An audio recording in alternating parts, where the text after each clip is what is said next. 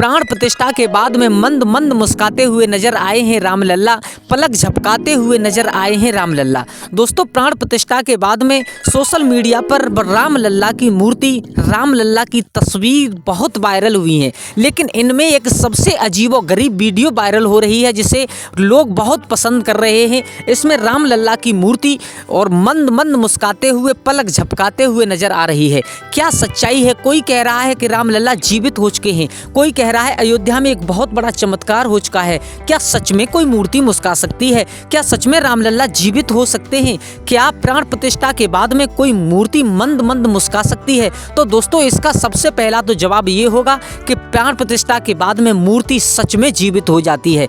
अब आप सब लोग सबसे पहले तो ये वीडियो देखिएगा, जिस वीडियो में आप लोगों को रामलल्ला मंद मंद मुस्काते हुए नजर आएंगे।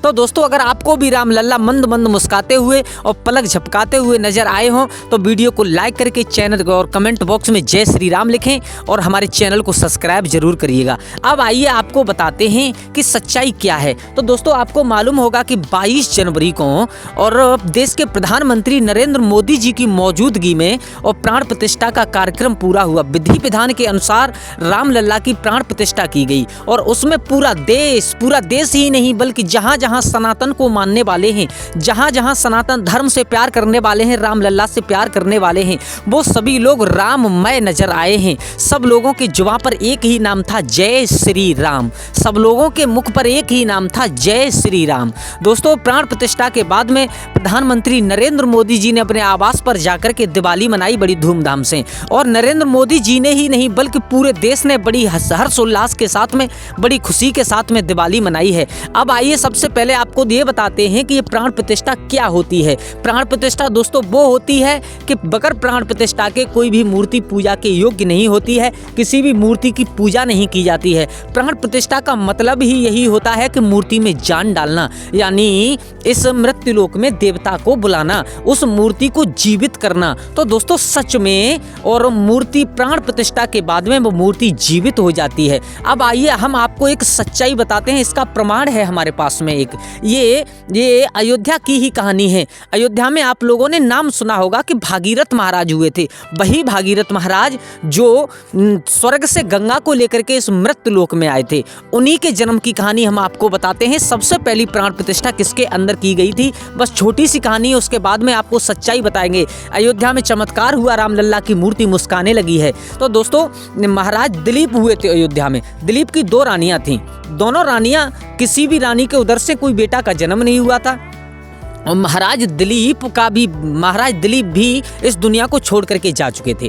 तो दोनों रानियों ने कपिल महात्मा की सेवा की थी। तो कपिल महात्मा ने दोनों रानियों को वरदान दिया था, जाओ बेटा, तुम्हारे उधर से एक रानी के उधर से पुत्र पैदा होगा। तो दोनों रानियों ने कहा, महाराज महात्मा लोग झूठ नहीं बोला करते, लेकिन आज आप झूठ बोल रहे हो। बोले, क्यों झूठ बोल रहे हैं? बोले, महाराज हम पतिव्रता स्त्री हैं और पतिव्रता स्त्री का ये धर्म नहीं होता है कि उसका पति अगर घर पे ना हो, हमारे पति मर चुके हैं, तो आप ही बताइए पतिव्रता स्त्री के पुत्र कहाँ पैदा हो सकता है। महात्मा चक्कर में पड़ गए। महात्मा ने कहा, बेटा संत का वचन झूठा नहीं होगा, जाओ, मेरा वचन है तुम्हारे उधर से पुत्र पैदा होगा। लेकिन क्या, आप दोनों रानियों को दायां बायां रथ सिंगारा, यानी दाएं बाएं अंग को मिला करके रति सिंगार करना और उसके बाद में तुम्हारे उधर से पुत्र जरूर पैदा होगा। दोस्तों, दोनों रानियों ने जाकर के दाएं बाएं रंग को मिलाकर के रति श्रृंगार किया है। तो महात्मा की कृपा से, परमात्मा की कृपा से, और एक रानी के उदर में गर्भ रहा है। जब एक रानी के गर्भ रहा, समय पूर्ण होने पर उस रानी के उदर से पुत्र पैदा हुआ था। तो वो पुत्र कैसा था? उसमें ना तो एक हड्डी थी और ना उसमें जान थी, एक मांस का लोथड़ा था। दोनों रानियां बहुत दुखी हो गई। 2-4 दिन उस पुत्र को अपने पास में रखा, उसके बाद में महल से निकाल करके बाहर फेंक दिया है। अब दोनों रानियां छत पर खड़ी होकर के देख रही थी। तब तक क्या हुआ कि अष्टावक्र महात्मा, जो 8 जगह से टेढ़े थे, वो महात्मा चले आ रहे थे। तो महात्मा चल रास्ते पर रहे थे, लेकिन उनकी नजर थी भवन के ऊपर कि ये वही अयोध्या है। इस अयोध्या में महाराज सगर के 60,000 बेटा हुए थे, लेकिन आज इस अयोध्या में कोई दीपक जलाने वाला नहीं है, ऐसा विचार करते हुए जा रहे थे। और तब तक अष्टावक्र महात्मा का पैर पड़ गया है, जो मांस का लोथड़ा पड़ा हुआ था।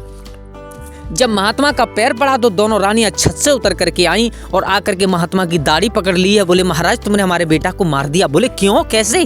बोले हमारा बेटा घुटनों के बल खेलता हुआ घर से बाहर निकला है, तुमने लात मार करके इस बेटा को मार दिया है। महाराज का ज्ञान वैराग विदा हो गया। महाराज ने उस बेटा को उठा करके गोद में लिया तो क्या देखा कि उसमें हड्डियां नहीं है। कहने लगे बेटा इसमें हड्डी तो है ही नहीं। लेकिन रानी एक हट थी, दोनों रानी मानने के लिए तैयार नहीं थी। वो केवल इतना ही कह रही थी कि महाराज तुमने ही हमारे बेटा को मारा है। तो अष्टावक्र महात्मा ने कहा देखो रानियों, अगर तुम दोनों सच सच बताओगी तो ये मेरा वादा है कि तुम्हारा पुत्र जीवित हो जाएगा। तो दोनों रानियों ने रो करके सच बता दिया। बोले महाराज हम महाराज दिलीप की रानियां हैं और हमारे पति मर चुके हैं। ये कपिल महात्मा की कृपा से पुत्र पैदा हुआ है, लेकिन महाराज जिस दिन से पैदा हुआ है उस दिन से ये ऐसा ही है, ना उठता है, ना बैठता है, ना चिल्लाता है, इसके अंदर हड्डियां भी नहीं है। तो महात्मा अष्टावक्र ने कहा तुम्हारा बेटा जीवित हो जाएगा, आप दोनों को हमारे साथ चलना पड़ेगा। अष्टावक्र महात्मा दोनों रानियों को लेकर के और उस पुत्र को लेकर के जो मांस का लोथड़ा था काशी में पहुंचे हैं। काशी में बड़े बड़े संतों को, बड़े बड़े विद्वानों को बुलाया गया और बड़े बड़े विद्वानों को बुलाने के बाद सबसे पहली प्राण प्रतिष्ठा हुई थी उस जगह पर।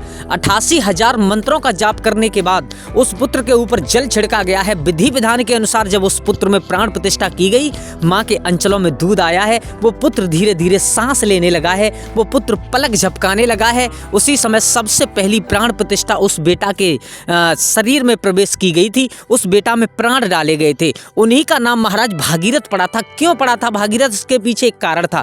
एक तो कपिल महात्मा का आशीर्वाद था, दोनों रानियों का थोड़ा थोड़ा अंश था। उसके बाद में अष्टावक्र महात्मा लेकर के गए थे। उसके बाद में संतों ने उसके ऊपर मंत्रों का उच्चारण किया था। तो थोड़ा थोड़ा भाग सबका होने के कारण उसी बेटा का नाम भागीरथ पड़ा था, जो आगे चल करके इस मृत्यु लोक में और गंगा मैया को लेकर के आए थे। तो दोस्तों ये सच है बिल्कुल कि प्राण प्रतिष्ठा के बाद में मूर्ति जीवित हो जाती है, उस मूर्ति में जान आ जाती है। अब वही प्रश्न आ गया आपका कि क्या मूर्ति जीवित हो सकती है? तो हाँ, मूर्ति जरूर जीवित हो सकती है। लेकिन इस मूर्ति की जो अयोध्या में रामलल्ला की मूर्ति स्थापित की गई है, जिसकी प्राण प्रतिष्ठा की गई है, क्या सच में वो मूर्ति पलक झपका रही है? क्या सच में वो मूर्ति मंद मंद मुस्का रही है? तो दोस्तों हाँ, ये बात सच है बिल्कुल कि ये जो आप वीडियो देख रहे हैं ये एक एडिटिंग का कमाल है, ये एक AI का कमाल है। AI की मदद से, इस एडिटिंग की मदद से इस वीडियो को कितना सुंदर मनमोहक बना दिया गया है कि देखने वालों को सच में ये लग रहा है कि अयोध्या में कितना बड़ा चमत्कार हुआ है, कि अयोध्या में रामलल्ला की मूर्ति मंद मंद मुस्का रही है। दोस्तों मैं तो केवल यही कहूँगा कि चाहे मूर्ति मुस्का रही है या चाहे नहीं मुस्का रही है, लेकिन ये वीडियो इतनी प्यारी लग रही है कि जिसने भी देखा उसके मन से केवल एक ही शब्द निकला, और वो शब्द आप लोग कमेंट बॉक्स में जय श्री राम जरूर लिखिएगा। सब लोगों के दिमाग में यही आ रहा है कि वीडियो हकीकत में बहुत प्यारी लग रही है। अब मुस्काना ये न मुस्काना ये एक बात अलग है, लेकिन सच्चाई ये है कि ये वीडियो बहुत प्यारी लग रही है। तो दोस्तों एक बार फिर इस वीडियो को आप लोग देखिएगा कि कितनी प्यारी ये वीडियो लग रही है और कितनी प्यारी, कितनी अच्छी वीडियो लग रही है। तो देखा आपने ये वीडियो कितनी सुंदर दिखाई दे रही है दोस्तों। तो आप लोग भी एक बार कमेंट बॉक्स में जय श्री राम लिखें और शायद हमारी जानकारी से आप लोग संतुष्ट हुए होंगे। बहुत बहुत धन्यवाद।